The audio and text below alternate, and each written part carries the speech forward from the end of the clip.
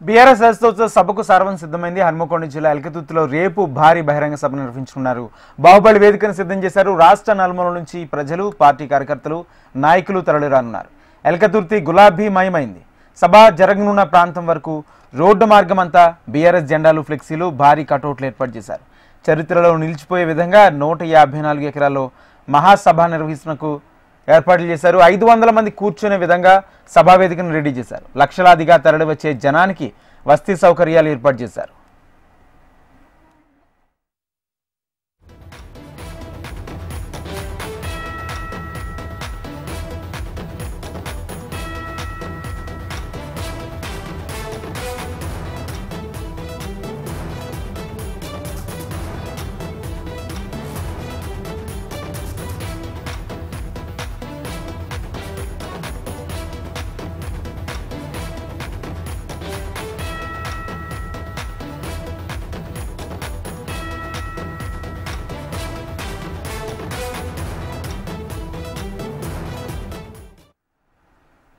BRS రాష్ట్రోత్సవ సభకు సర్వం సిద్ధమైంది. హన్మకొండ జిల్లా ఎల్కతుర్తిలో రేపు భారీ బహిరంగ సభ నిర్వహించనున్నారు. బాహుబలి వేదికను సిద్ధం చేశారు. రాష్ట్ర నలుమూలల నుంచి ప్రజలు, పార్టీ కార్యకర్తలు, నాయకులు తరలిరానున్నారు. ఎల్కతుర్తి గులాబీమయమైంది. సభ జరగనున్న ప్రాంతం వరకు రోడ్డు మార్గమంతా బీఆర్ఎస్ జెండాలు, ఫ్లెక్సీలు, భారీ కటౌట్లు ఏర్పాటు చేశారు. చరిత్రలో నిలిచిపోయే విధంగా 154 ఎకరాల్లో మహాసభ నిర్వహణకు ఏర్పాట్లు చేపట్టారు. 500 మంది కూర్చునే విధంగా సభా వేదికను రెడీ చేశారు.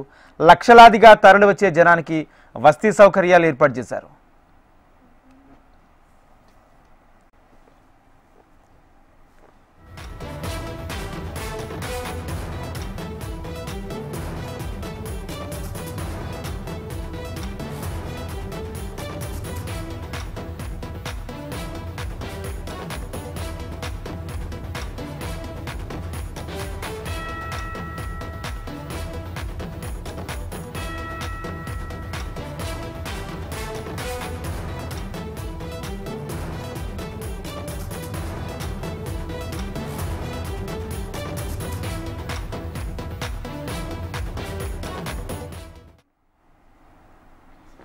రేపు జరగబోయే బీఆర్ఎస్ రాష్ట్రోత్సవ సభకు సంబంధించి అన్ని ఏర్పాట్లు పూర్తి చేశారు. ఇప్పటికే భారీ బందోబస్తు కూడా ఏర్పాటు చేస్తున్నారు. వరంగల్ జిల్లాలో ట్రాఫిక్ మళ్లింపుకు సంబంధించి చర్యలు కూడా తీసుకున్నారు. ఇదే అంశానికి సంబంధించి పూర్తి సమాచారం మా ప్రతినిధి అనిల్ అందిస్తారు. అనిల్. రాజేంద్ర, మరికొన్ని గంటల్లోనే బీఆర్ఎస్ రాష్ట్రోత్సవ సభ ప్రారంభం కానున్నది. ఈ నేపథ్యంలో బీఆర్ఎస్ పార్టీ ఇప్పటికే అన్ని ఏర్పాట్లు కూడా జరిగింది. మొత్తం 10 లక్షల మంది కార్యకర్తలతో నిర్వహించడం తలపెట్టిన రాష్ట్రోత్సవ సభకు మొత్తం తెలంగాణలోని అన్ని ప్రాంతాల్లో, అన్ని నియోజకవర్గాల నుంచి జనాన్ని తరలించడానికి అయితే ఏర్పాటు చేయడం జరిగింది. ప్రస్తుతం మనం చూస్తున్నాం ఎల్కతుర్తి ప్రాంతంలో ఉన్న సభా ప్రాంగణం దగ్గర అన్ని ఏర్పాట్లు అయితే నిన్ననే పూర్తి కావడం జరిగింది. దాదాపు 24 గంటల ప్రాంతంలోనే 24 గంటల్లో సభ ప్రారంభం కానున్నది. దీనికోసం అయితే ముమ్మర ఏర్పాటు చేయడం జరిగింది. నలుమూల నుంచి వచ్చే కార్యకర్తలను, తర్వాత వాహనాలన్నింటిని కూడా పార్కింగ్ చేయించడానికి అయితే 5 జోన్లుగా విభజించడం జరిగింది. ఏ రూట్ కూడా జామ్ కాకుండా పూర్తి స్థాయిలో సీసీ కెమెరాల పర్యవేక్షణలో కొంత హై టెక్నాలజీ ఉపయోగించి అయితే ఈసారి బీఆర్ఎస్ సభ ఏర్పాటు చేయడం జరిగింది. అన్ని ప్రాంతాల్లో ఎక్కడ కూడా జామ్ కాకుండా పూర్తి స్థాయిలో అయితే చేయడం జరిగింది. సభా ప్రాంగణంలో 40 కాంప్లెక్స్లను నిర్మించడం జరిగింది. ప్రతి దాంట్లో కూడా 1,00,000 మంది చొప్పున పడే విధంగా అయితే ఏర్పాటు చేయడం జరిగింది. అందరికీ తాగునీటి సదుపాయంతో పాటుగా మజ్జిగ, ఆహార పదార్థాలు సరఫరా కూడా చేయడానికి 2,000 మంది వాలంటీర్లను కూడా ఈసారి వినియోగిస్తున్నారు. ముఖ్యంగా చూస్తుంటే ఈసారి కమాండ్ కంట్రోల్ రూమ్ కూడా ఇక్కడ బీఆర్ఎస్ పార్టీ ఏర్పాటు చేయడం జరిగింది. ఎక్కడ ట్రాఫిక్ జామ్ అయినా కూడా క్రెయిన్ల సాయంతో ట్రాఫిక్ క్లియరెన్స్ చేయడానికితో పాటుగా ఎక్కడన్నా వెహికల్ కూడా పాడైతే దాన్ని టోయింగ్ చేయడానికి కూడా ప్రత్యేక వాహనాలను కూడా ఏర్పాటు చేయడం జరిగింది. ముఖ్యంగా చూస్తుంటే వరంగల్ పోలీసులు కూడా 1000 మంది పోలీసు బందోబస్తు అయితే ఏర్పాటు చేయడం జరిగింది. 2 డీసీపీలు, 6 అడిషనల్ డీసీపీలతో పాటుగా 8 మంది ఏసీపీలు, 76 మంది ఇన్స్పెక్టర్లతో పాటుగా సుమారుగా 1000 మంది మెన్తోని ఈ బందోబస్తు అయితే ఏర్పాటు చేయడం జరిగింది. ఎక్కడ కూడా ట్రాఫిక్ జామ్ కాకుండా పూర్తి స్థాయిలో అయితే సభ కోసం అయితే ఏర్పాటు చేయడం జరిగింది. అయితే వరంగల్ సెంటిమెంట్ టీఆర్ఎస్ పార్టీకి మొదటి నుంచి కలిసి వస్తుంది.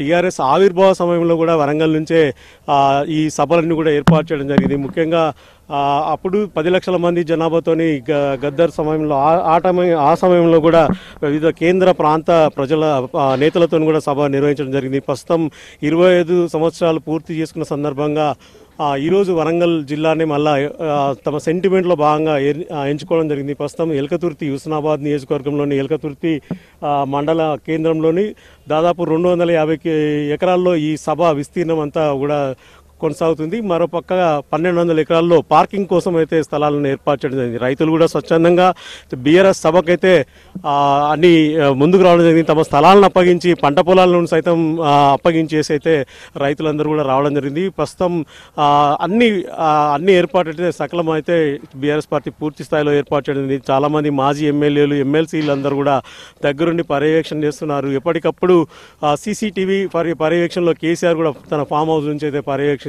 ప్రస్తుతం అంతా మాట్లాడడానికి సభ గురించి ఏర్పాట్ల గురించి social media convener Pavani Goud గారు ఉన్నారు. అన్నట్టు చూసుకుని ఏమో ఎక్స్పెక్ట్ చేస్తుంది సభతో?